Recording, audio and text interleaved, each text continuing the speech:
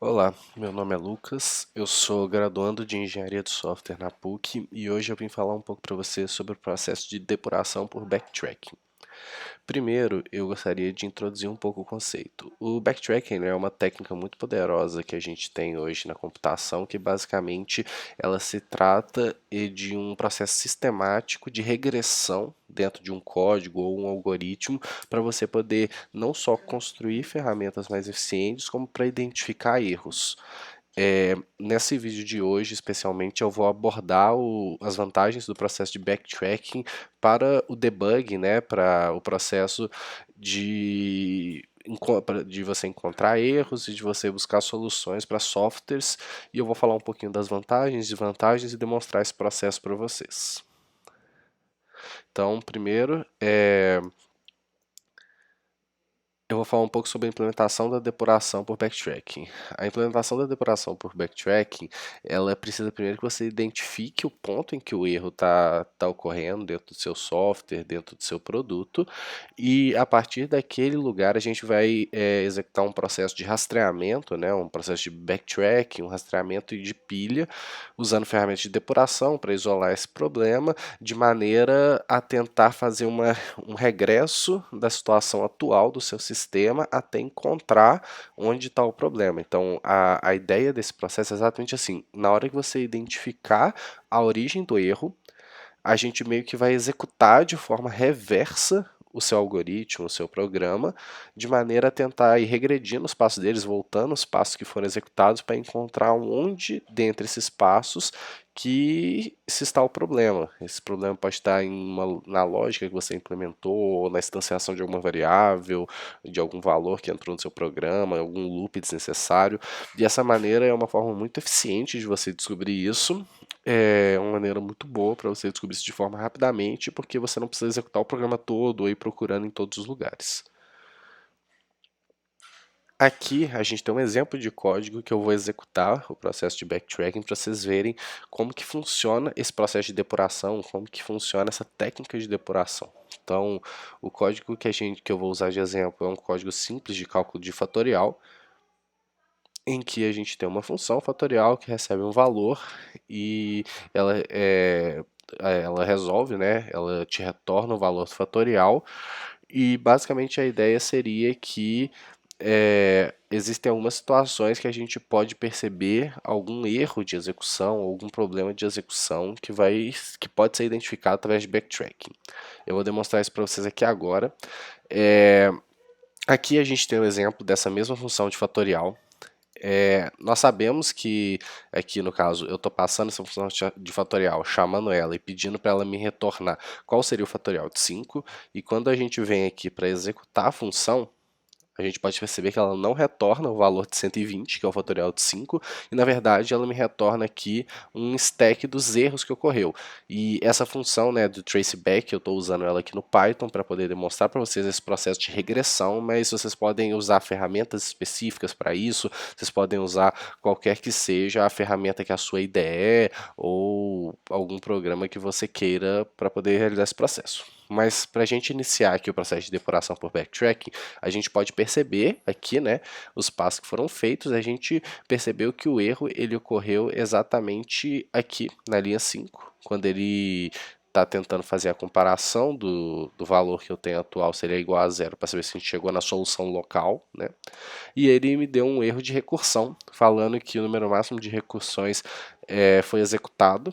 Então a gente pode perceber que provavelmente esse programa entrou em loop, e aí a gente começa a fazer a reversão dele, né? A gente começa a analisar rumo ao problema. Então aqui ele mostra todas as linhas que foram executadas em ordem, né?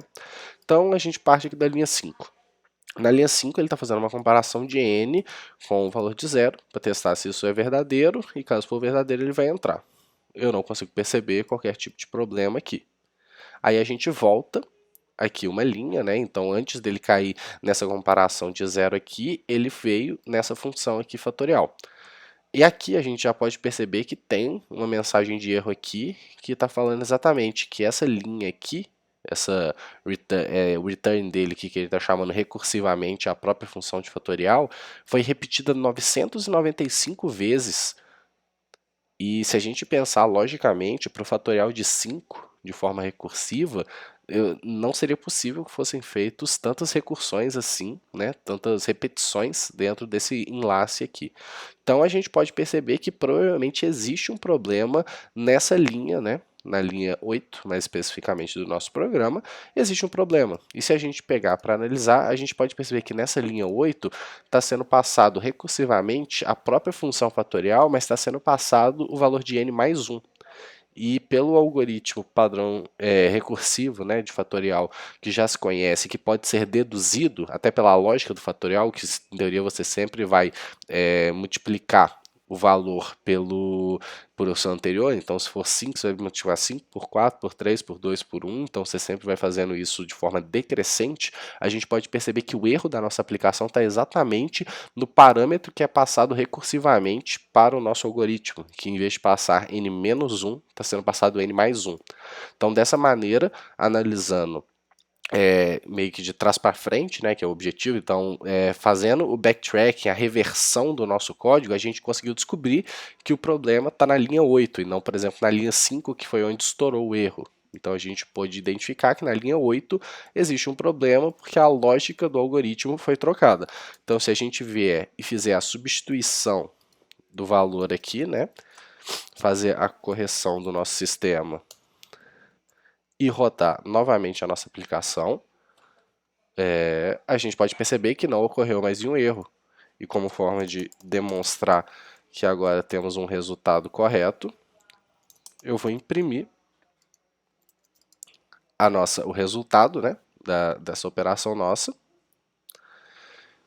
E a gente pode perceber que o resultado deu exatamente 120, que é o fatorial de 5. Então a gente conseguiu encontrar o erro, que no caso foi uma troca de operação dentro da chamada recursiva, e conseguiu resolver ele sem ter que ir investigando em linha por linha se na linha 5 estava correto, se na linha 6 estava correto, se na linha 7 estava correto, se na linha 8 estava correto. A gente, pelo processo de regressão, conseguiu chegar exatamente direto na linha 8, né, pelas chamadas que a gente foi vendo, a gente conseguiu chegar logo na linha 8 e conseguiu resolver nosso problema com bastante velocidade.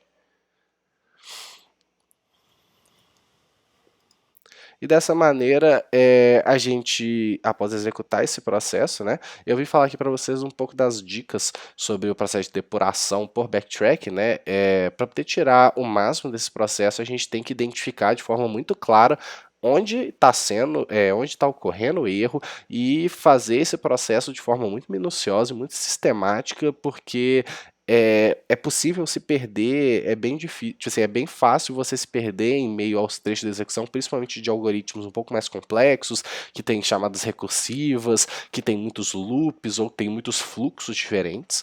Dessa maneira, você deve usar principalmente ferramentas e técnicas de depuração para tentar isolar e diagnosticar mais fácil o erro possível. Quanto mais específico você conseguir diagnosticar aquele erro, melhor vai ser o seu processo de depuração.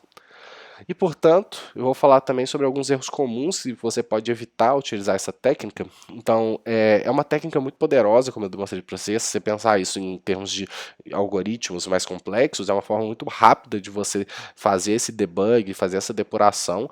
Porém, você tem que ser muito atencioso nesse processo, porque é um processo que necessita de muita atenção, você precisa estar muito focado, você precisa conhecer muito bem o algoritmo que está sendo depurado, você precisa saber os fluxos dele, e principalmente para conseguir fazer a reconstituição, né? Porque já que o processo é feito à base da regressão da execução, você precisa ser capaz de reconstituir os passos, o que nem sempre é muito simples. O que leva para o segundo erro que deve ser evitado, que é tentar concentrar o máximo possível, porque principalmente softwares maiores, softwares muito complexos, existe uma grande probabilidade de você se perder em meio ao fluxo de execução e isso meio que inviabilizar o processo de depuração por backtracking, exatamente pensando que você não vai conseguir identificar qual foram os passos executados para você tentar encontrar onde que foi o momento em que ocorreu o erro.